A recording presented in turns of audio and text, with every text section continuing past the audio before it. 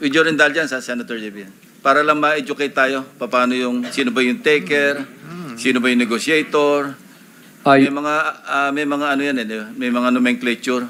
Paki-educate nyo nga kami, baka matuto kami. Your Honor, kadalasan po pag lumulusob po kami sa mga teritoryo ng bawat DPWH, kadalasan po may mga negotiator na po kaagad na nakaharang. Tapos ang gagawin po nila, bago ka po makapag-drop ng bidding, kailangan ipasilip mo sa kanila yung mga financial documents nyo. Dahil pag hindi po, i-disqualified ka po nila o di ka pupunitan ng mga dokumento, pipilasan, babawasan. Kasi po, may appointed taker na po sila. Kaya minsan po, tatanungin kanila, ano to, laban or makikisama or ano po, mananahod.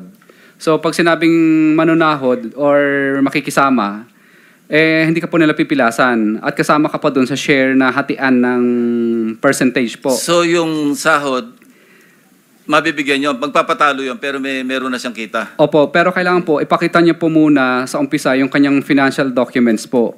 Pero pag susugod ka naman po, yung laban po ang gagawin mo, tatakutin mo sila. So ang mangyayari po, ang i-disqualified ka po nila kaagad. At pag nanalo ka naman po, ang mangyayari naman po ay tatawagan ka po ng negotiator o di kaya minsan po tatawagan ka na po ng district engineer po, pakikiusapan ka po. Para umatras po or pag hindi po, talagang mahihirapan ka talaga sa implementation, di ka rin po mananalo. Okay lang po, Your Honor, kung basahin ko lang po itong step by step. Okay, yeah? Sige. Para lang malaman din ng...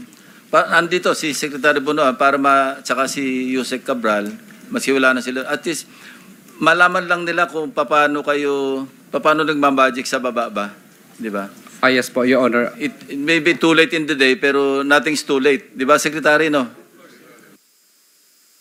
Your Honor, part na rin po ito ng affidavit ko. Okay lang po, basahin ko po.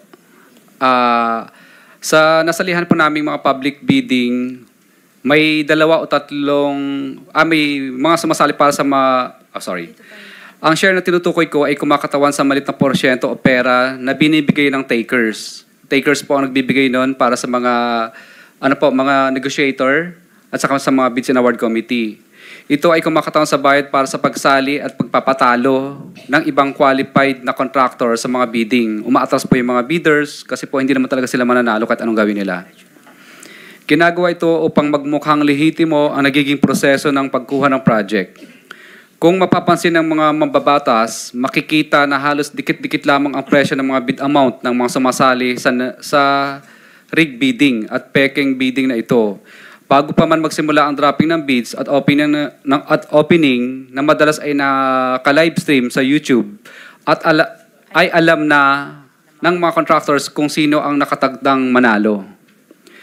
Kung biglang mag-dive o biglang pagbaba ng presyo sa kanilang bid na isinumite upang maging lowest calculated bid ay kadalasan dinidisqualify ito ng back gamit ang ilang proseso upang maibigay pa din sa taker ang project.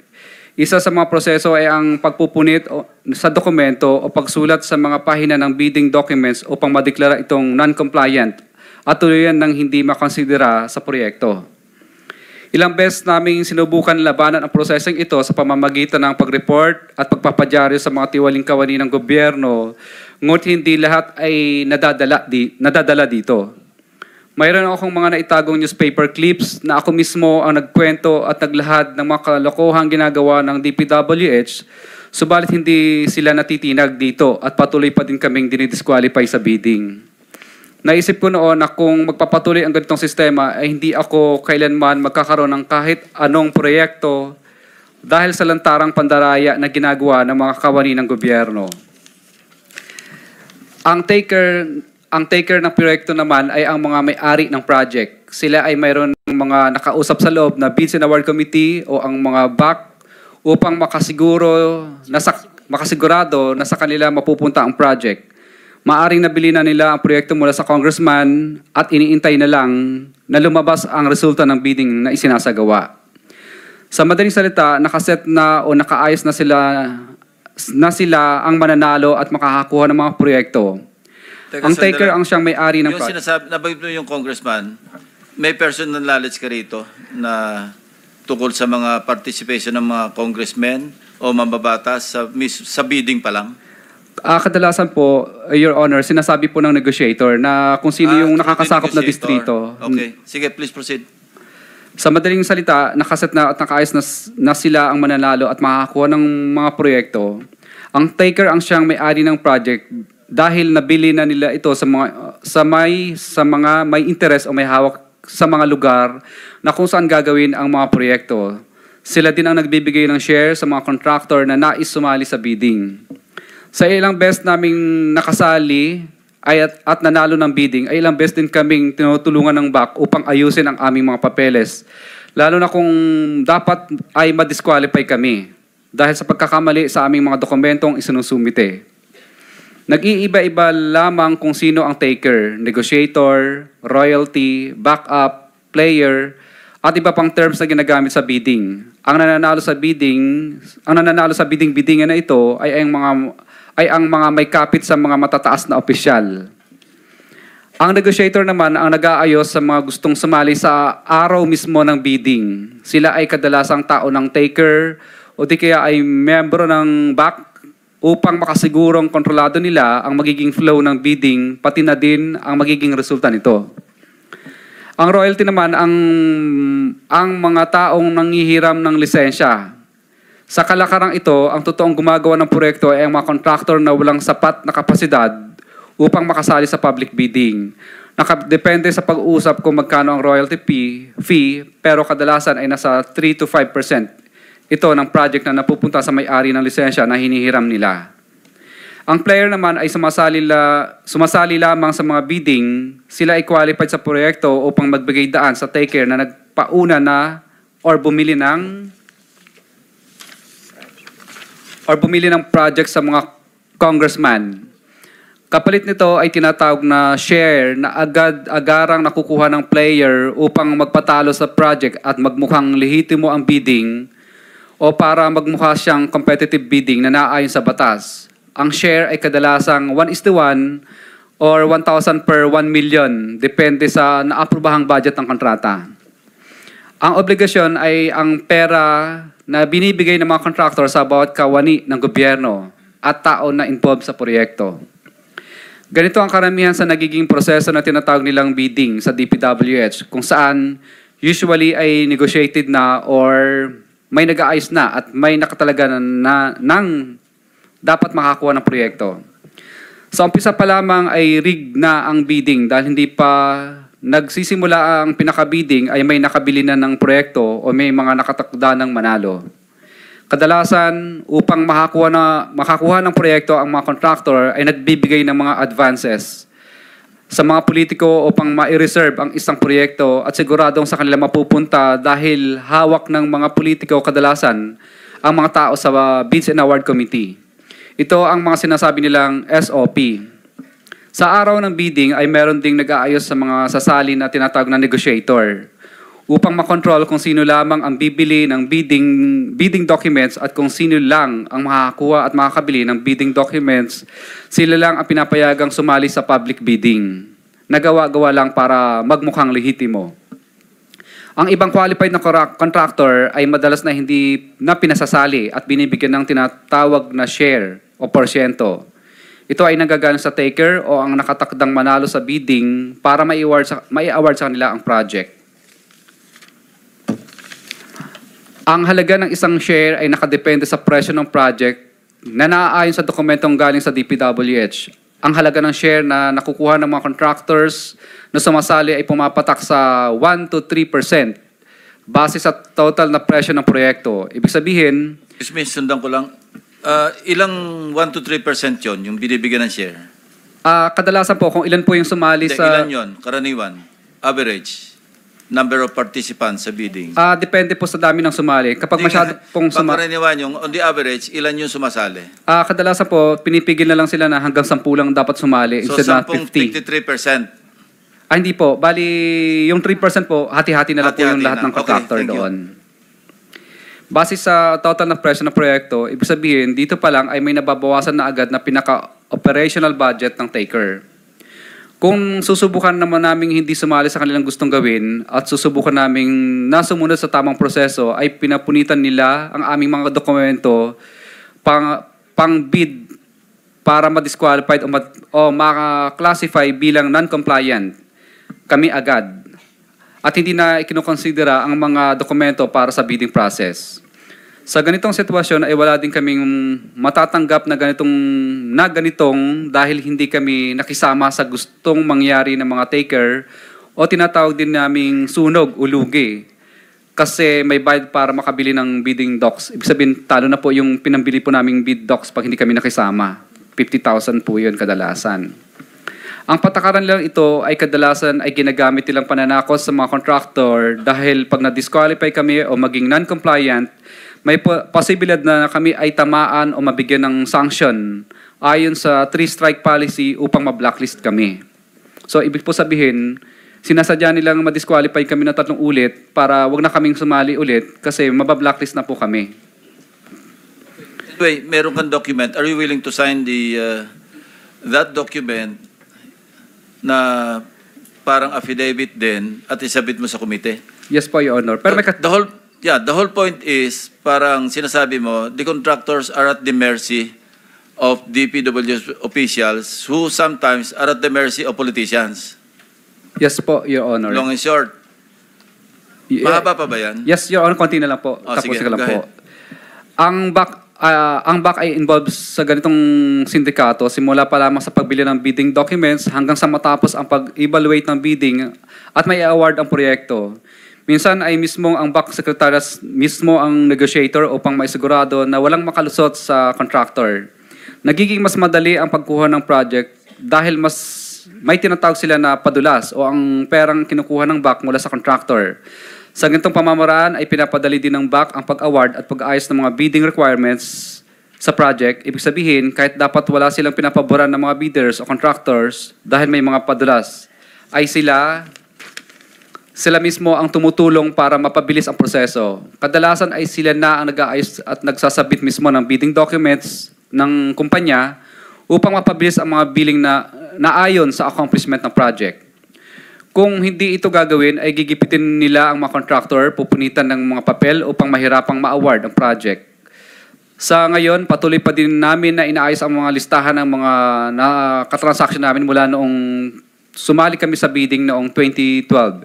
Base sa aking mga naging obserbasyon, nakadepende sa nakaupong presidente ang porsyento. Noong panahon po okay lang po, Your Honor. Noong panahon po ni former President Pinoy ay umaabot po ng 10%. At sa panahon po naman po ni President Duterte po ay umaabot naman po ng 12 to 15%. Subalit ngayong panahon po ng mahal na presidente ay umaabot na sa 25 to 30% ang total ng porsyento ng proyekto ang hinihingi ng mga congressman gamit ang kanilang mga tao o tinatawag na bagman. At ito ang pinakamataas na hinihingi sa lahat ng mga contractor sa Pilipinas, sa aming mga contractor po. Kung hindi kami susunod sa ganitong gawain, ay bibigyan nila ng problema ang project namin gaya ng mutual termination at right-of-way problems. Minsan ay ginagamit nilang panakot ang blacklisting kung saan hindi na kami makakasali sa mga bidding sa loob ng 1 taon. Kaya madalas ay sumusunod na lang kami sa gusto nila. Ilan sa mga nakausap namin sa bawat distrito ay example lang po ito. Ay sa Quezon City, for example, si D. Eloida ay lagi akong tinatawagan pag lumalabang kami sa bidding na may taker sa mga projects nila. Kaya nakikisama na lang kami kasi pag hindi kami Teka muna, sabi mo example lang, hindi yan accurate? At totoo po ito. Bakit example? Kasi po, ilan lang po ito sa mga babanggitin ko kasi masyado Sige, po mahaba. go Nakikisama na lang kami kasi kapag hindi magagalit ang politiko na may hawak sa kanila at tatanggalin sila sa pwesto at ipapaba-blacklist daw kami sa pamamagitan ng 3-strike policy. Tinatanong ko kung sino politiko dyan, ngunit ayaw nila itong sabihin dahil sa kanilang posisyon bilang district engineer. Sila ang may control ayon sa kung sino ang congressman ng district na nakakasakop sa area ng projects na nilalabanan namin. Year 2022 onwards, ang kalakaran po dito tuwing sumasali sa bidding, hinaharang kami agad ni Lynn, negotiator sa bidding. Kapag matigas ang ulo naming nagdadrop pa rin kami sa aming bids, kahit anong subok naming ayaw buksan ang financial bid na aming isinumite, kapag nanalo sa bidding, matatanggal si D.E. Loida. Siya po mismo ang tumatawag sa akin para magpa-disqualify na lang, kasi kapag hindi, gagawin di umano ng paraan upang madali o sa 3-strike policy. Para maiwasan naming ma-blacklist at magalit sa akin ang politiko na may-ari ng mga projects, tinatanong ko sino ang mga politiko ng district ng mga congressman na nagpapabidding sa DPW's Quezon First Deo. DPW's Quezon City First Deo. Sa DPW's Quezon City Second Deo naman, ganun din ang bidding dito sa panahon ni D.E. De Venadera, year 2022 onwards, na sinundan naman ni D.E. Protesta, wala din masyadong bidding. Kasi kapag sumasali kami, disqualified agad at papakiusapan ka ng negotiator na umatras kasi may taker na rin mga politiko dito kung kanino galing ang projects. Gaya ng Quezon City First Deo, 3-strike policy din ang panakot nila at magagalit daw di umano ang mga politiko sa DE kapag nanalo kami at tatanggalin sila sa pwesto. Ang congressman sa lugar na ito ay magagalit sa amin at papahirapan kami sa implementation ng proyekto kapag ito ay na-award sa amin. Kaya napipilitan kami minsan umatras dahil sa matinding pressure at pakiusap ng DE at negotiator. Minsan kapag hindi pa rin maayos, mga taon na ng congressman ang tumatawag at kumakausap sa amin kapag ayaw pa rin naming umatras. Yun po. Anyway, pattern na establish mo yung pattern. Secretary Bonoan, Joseph Cabral, nabanggit niya since 2012. Andiyan na rin kayong dalawa since 2012. Hindi niya namomonitor yung structural systemic, structural. Yung Bulacan First District Engineering Office, tingin ko microcosm lang ito of what's happening in the entire country. 23. Your Honor, this is very revealing that I am hearing now. By the way, Your Honor, I retired in the Department of Public Works and Highways in 2010. And then, 2010. okay, sorry. And I just came back in 2022, Your Honor. So this is very revealing, Your Honor. See, this is the loophole actually of manual bidding. I would not know whether, for this particular problem, I don't know. In my watch,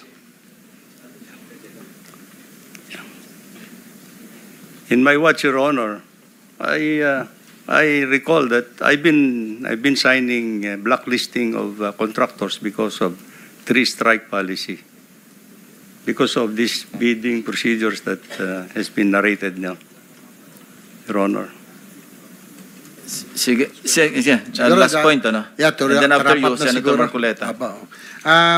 Siguro bago tayo mag-move kay Senator Marcoleta, kanina, doon na sa ghost projects, no, inamin nyo naman kanina na meron. So, ibig sabihin nun, Engineer Bryce, Engineer JP, na dinoktor at pineke nyo ang mga dokumento para makasingil at para lang masabing may proyekto. On record lang. Di ba pag sinabing in-house na kayong gumawa, hiniram nyo kay Ma'am Sally ng SIMS, kay Wawaw, mga lisensya, ibig sabihin hindi talaga ginawa. Papeles lang yun. Tulad ng pinakita ni Senator Lacson, no? Yung kakabid pa lang, notice to proceed, meron na kaagad, kakabid, may notice kaagad. So, ibig sabihin, papel lang yun.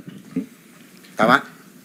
Your Honor, meron po kasing instance na nangyayari sa amin na may tinatawag po na contractor's own risk. So, lumalabas parang hindi pa po lumalabas yung yung talagang notice to proceed niya, gumagawa na siya. Advance, ginagawa niya na. Parang ganun po, Your Honor. Parang alam niyang malaking kutob niyang makukuha niya dahil alam niyang paborito naman siya, ginagawa na kahit wala pang notice to proceed. Yes po, yun po ang bigay sa amin, yun po ang instruction sa amin ni Boss Henry, Your Honor. Pwede pong maggumamit nung ganong contractor's pero own yung risk. yung ibang inamin nyo na mayroong ghost. Ibig sabihin, yung mga project na ito, wala talagang delivery. Walang ginawa. Papeles lang. Papel lang ang tumakbo. Di ba? Tama po, Your Honor. So, ibig sabihin nun, dinoktor at pineke nyo lang yung mga dokumento. Nung project engineer po gumagawa po nun, Your Honor, kami po pumipirma. Pero ibig sabihin nga, dinoktor nyo, pineke nyo yung mga dokumento para may i-forward, para makasigil kayo, makuha nyo yung SOP. Tama? Parang ganun po, Your Honor. So, Mr. Chair, hindi lang ang lisensya nyo, hindi lang engineer. Kasi nagdodoktor kayo ng dokumento, fake dokumento, arkitekto pa kayo na modus. 3 ang profession nyo. Yun na lang huli. Tapos, bago si D. Alcantara, tinanggi yung ghost projects. Pero, ngunit sabi niya, wala siyang problemang akuin niya yung ibang proyekto. Tama ba? Di ba yun yung sabi ni D. Alcantara? Hindi niya alam yung ghost projects. Akuin niya lahat. Yung umpisa pa lang dito, sa kanya na kagad Sabi niya, siya may kasalanan, negligent siya. Yun nga po, Your Honor, na sinasabi namin nun na bakit inamin naman na lahat ng boss ko, bakit yun hindi pa niya inaamin? Yung ghost. Opo, Your Honor. So, minimaintain mo rin pa yun? Minimaintain mo pa rin na alam ni Opo, Your Honor. ni boss mo na alam yung ghost. Opo, Your Honor. Si JP Mendoza, sige lang, bago tayo meron kasi akong info na nagkausap kayo na sinabi mo raw sa inyong boss na oo, akuin namin talagang hindi niya alam. Totoo ba hindi?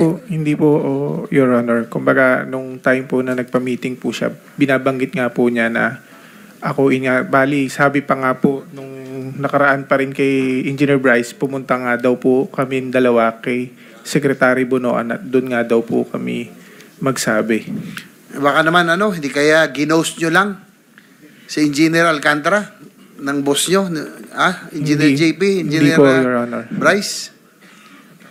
Ghost project, baka ginost nyo lang hindi ba? Your Honor, hindi po talaga ako makakakilos at makakapag-desisyon ng hindi alam ng Lahat boss ko. alam niya. Opo, Pero Your kasi, Honor. Opo. base kanina sa testimonya ni JM Ramos, si engineer, doon sa nakita niya, talagang nagalit si DE sa inyo. Kaya yun ang gusto natin malaman, kung sino talaga ang may kagagawan doon sa ghost.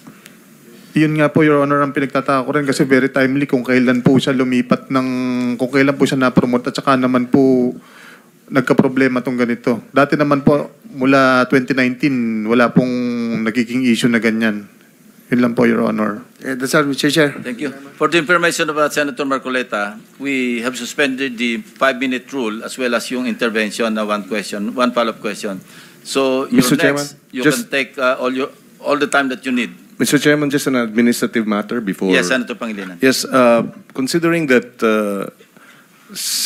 Undersecretary Bernardo had been mentioned earlier and that he had been invited to attend today and he is absent, he was subpoenaed today.